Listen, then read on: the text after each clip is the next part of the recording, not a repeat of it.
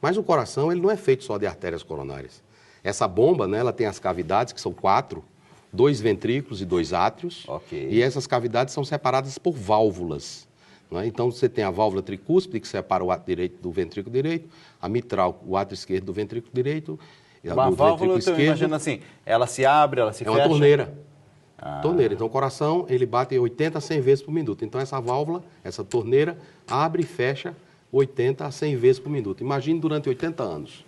Quantas torneiras na sua casa você abre e fecha por 80 anos e não dá problema, né? Então, há um problema que afeta a válvula aórtica. Isso é algo que tem suscitado bastante interesse de toda a classe médica cardiológica, né?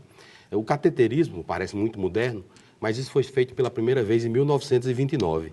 E, curiosamente, o médico fez o cateterismo nele mesmo, o Werner Frossmann. Se ele tivesse visto vivo hoje, ele que é o pai dessa especialidade, ia ficar surpreso como a gente chegou a implantar uma válvula cardíaca, está aqui uma válvula cardíaca, que seria localizada aqui, nós podemos implantar essa válvula por técnicas especiais de cateterismo. Nossa, mas peraí, aí tem o quê? Tem que abrir o coração? Não, punção, a punção da artéria femoral. E isso é importantíssimo, porque... Não entendi nada, como assim? Punção é uma furadinha com uma agulha. A gente fura a artéria femoral e introduz um catéter especial, e por meio desse catéter a gente vai introduzindo outros catéteres com balão na ponta. Esse Enfim, aqui se isso abre, aqui então. é uma válvula que a gente monta em um catéter especial e leva até a válvula aórtica, e lá a gente vai comprimir aquela válvula doente que está estreitada e implanta essa no lugar. A doença que é alvo desse tratamento chama estenose aórtica. É uma doença pouco conhecida, as pessoas não conhecem, mas essa doença afeta 1 em cada 20 indivíduos acima de 75 anos. É uma doença de idoso, né? E a gente sabe que o Brasil hoje tem uma população de idosos crescente. Acima de 75 anos são 5 milhões de pessoas. E acima de 60 são 20 milhões de pessoas. A gente está falando aqui de um material... Esse material chama-se nitinol. E esse material biológico aí é pericárdio suíno.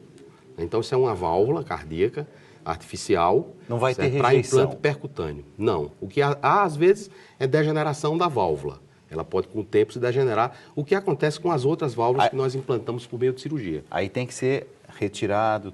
Pode ser feito um novo procedimento, né? Agora, a importância disso é que essa doença é prevalente, que atinge esses idosos, que hoje são 20 milhões, daqui a 20 anos serão 60 milhões.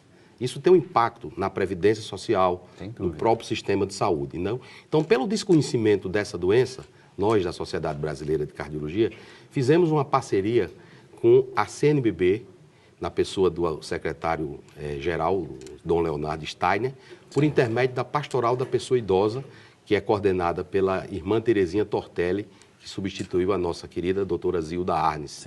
Então, por meio da pastoral, nós levamos informações sobre essa doença tão desconhecida, estenose aórtica, para milhares e milhares de idosos no Brasil inteiro. Então, a Pastoral da Pessoa Idosa, ela visita mais de 200 mil idosos do Amapá ao Rio Grande do Sul. Então, é uma obra magnífica da Igreja Católica, que precisa ser apoiada por toda a sociedade, porque, por exemplo, por intermédio dessas ações, a pastoral já conseguiu reduzir o número de fraturas decorrentes de queda nesses idosos visitados, né? Então, uma coisa que parece simples, mas é de grande significado. Há muitos problemas que espreitam o envelhecimento, os problemas cognitivos, os problemas das quedas, as doenças cardiovasculares, em especial a estenose valvar aórtica, que é uma doença desconhecida. E essas pessoas, elas precisam ser assistidas. E, infelizmente, o nosso sistema de saúde, com as vicissitudes que tem, ainda não tem os recursos suficientes para ofertar esse tratamento de uma forma mais ampla para atender às necessidades dos brasileiros. É por isso que fizemos a campanha Jovens Corações, né? Apesar da idade, o meu coração ainda é jovem. Estamos levando essas informações, estamos trabalhando junto às autoridades públicas, que o nosso objetivo não é de confronto, mas é de buscar um diálogo e, como diria Che Guevara, né, há que endurecer, mas sem perder a ternura, jamais. Então, a gente não pode perder a ternura para lidar com isso, até porque isso diz respeito a aspectos muito interessantes que ligam, por exemplo, o cristianismo e a medicina. certo? O princípio da beneficência, né? São comuns as duas ações. Nós queremos fazer o bem, né? Não fazer o mal, não maleficência. A questão da autonomia diz respeito ao livre-arbítrio. Imagina só o que é discutir a indicação de uma intervenção tão complexa quanto essa num indivíduo de 90 anos. Né? E a questão da justiça distributiva, porque essas novas tecnologias, elas são caras. Daí o problema para incorporar no sistema de saúde, né? Então a gente tem que lidar com a justiça longo, distributiva. Mas eu sinto assim, a missão cumprida nessa primeira parte do nosso programa. Entrevistei o ex-presidente da Sociedade Brasileira de Cardiologia Intervencionista, Dr. Marcelo Queiroga. Dr. Marcelo, obrigado pela aula que a gente teve aqui nessa noite. Obrigado a você, obrigado à Rede Vida pelo privilégio de estar aqui com vocês, conversando sobre um tema tão importante como as doenças do coração, especialmente do idoso, que como dizia Cecília Meirelles, né? É como se morre de velhice, de acidente ou de doença, morro de indiferença. Com os avanços da cardiologia, já não se morre nem de velhice, nem de acidente, nem de doença, só de indiferença. Bom demais, muito obrigado.